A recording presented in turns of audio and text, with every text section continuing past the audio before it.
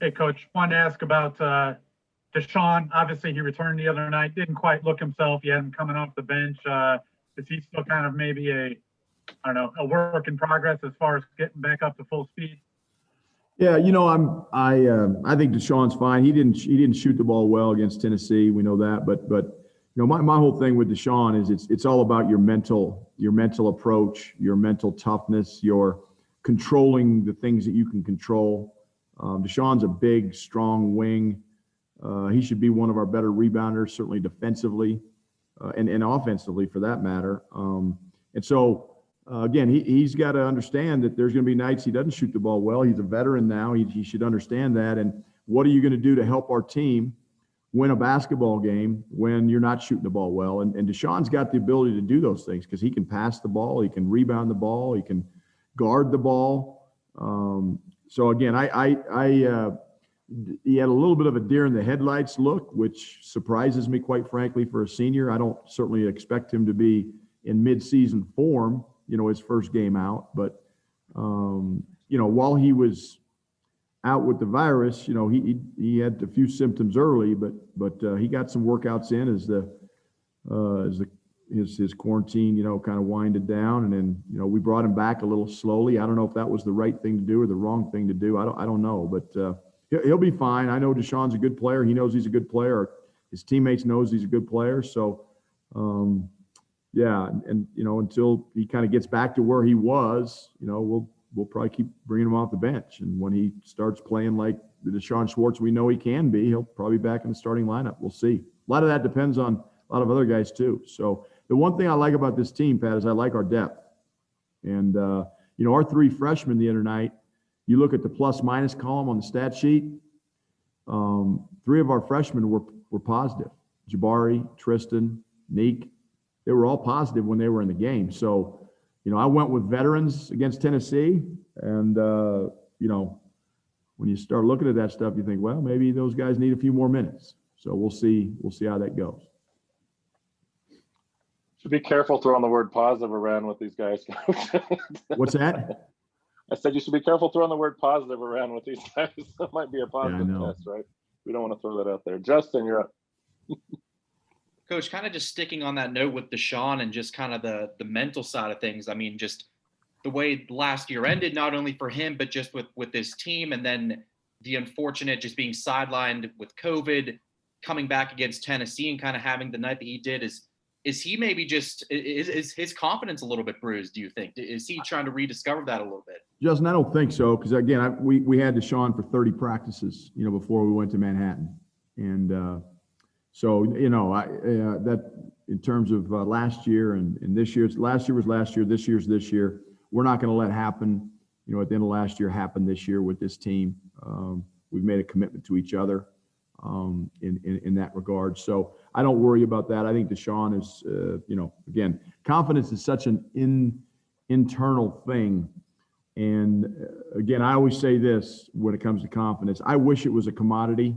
I wish it was something that, we could put in our training table food to give to our guys, or that I could say, hey, they got it on sale down at Costco. Can you guys go pick up a couple pallets of confidence? It doesn't work like that. You got confidence it's within you or it's not within you. And the way you get confidence in the weight room is you get in the weight room, you get bigger and stronger, which Deshaun has done. The way you do it in the basketball court is you get in the gym and you work on your craft. Deshaun has done that. So there's no reason for him not to have confidence. Look, sometimes you're not going to play well. That's part of it, and that's where the mental toughness and mental part of the game kicks in, is when you're not playing well. Again, I go back to, what are you doing to help your team win? And if you're tying your confidence level to your jump shot, it's going to be up and it's going to be down, depending on whether that ball's going in or not. But, you see guys on our team. Evan Batty right now is struggling offensively, but it is not affecting his effort. It is not affecting him on defense. It's not affecting him in other aspects of his game. But Deshaun is going to be fine. So I'm not pressing the panic button by any means. Evan's going to be fine. Our team's going to be fine. We just we got to play better. We have to, as I looked at the tape against Tennessee, Execution has to get better. We worked out on that in practice today. Spacing, which is a part of execution, has to get better. Our decision-making has to get better. And, we're working on that as well in practice. So you find out what you're struggling with as a coach, and you come to practice, you try to get better at that. That's what we're doing right now. And that's there's a lot of teams in the country who are doing the same thing. All right, Jake, go for it. Hey, Tad, I was actually just going to ask about Evan.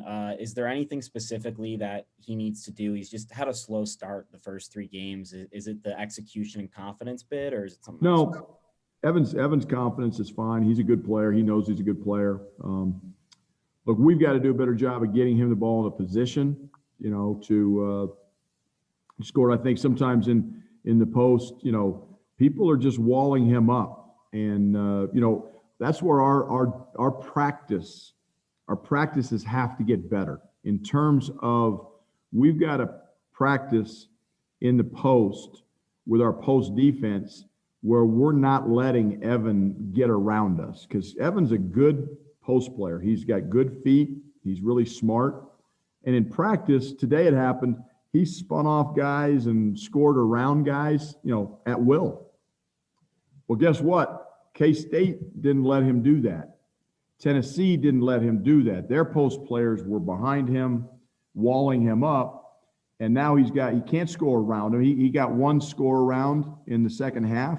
It's a nice move, but for the most part, he's got to score over guys, and so we got to work on that in practice more, and we did that today, and we'll continue to do that tomorrow. And again, it's a process. It's something that we'll continue to improve upon, but I think as coaches, we got to do a better job of getting them in a position where they can make plays successfully.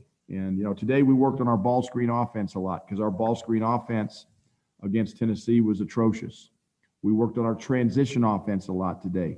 Our transition offense, when we got stops against Tennessee, was atrocious. So maybe we played guys too many minutes. I don't know, but we got to get better. And we know that, and we're committed to that. And that's what we're doing. And, you'd like to learn from a win rather than learn from a loss, but the losses sting a little bit more. And so maybe those lessons hit home a little bit more. And I think we had a great film session with individual guys yesterday. That went well. So Buffs we're going to be fine. The Tennessee game is going to be, in the long run, a good thing. In the short run, it stinks because we lost and we let an opportunity slip by, but credit Tennessee, and let's move on. Pat. Coach, a 2-part question regarding Monday. Any chance you guys will finally be at full strength? And then what can you tell us about Northern Colorado? A new coach. They haven't played much yet. What do you got to kind of look out for from them? I plan on being at full strength on Monday. I'm, keeping the fingers crossed between now and then.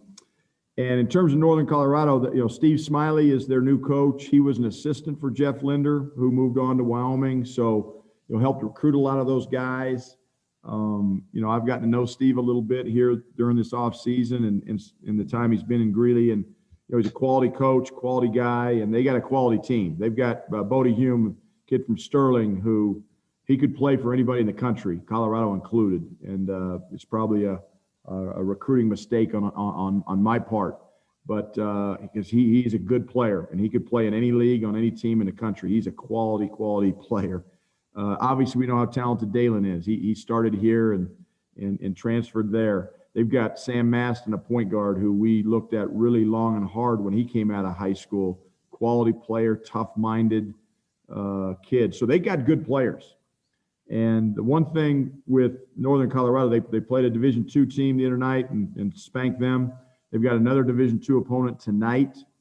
They're playing Friday night in Greeley. And we got them on Monday. So, you look around the country and you see some of these scores and these, upsets. I mean, Portland goes into Oregon State, beats them. We got to be ready. We got to be ready. Back to Jake. Hey, Tad, I know you've matched up with them 1 or 2 times since you left there, but you often talk about your affection just for Northern Colorado and your time there. Does that always come back up when you face them or have interactions with these guys?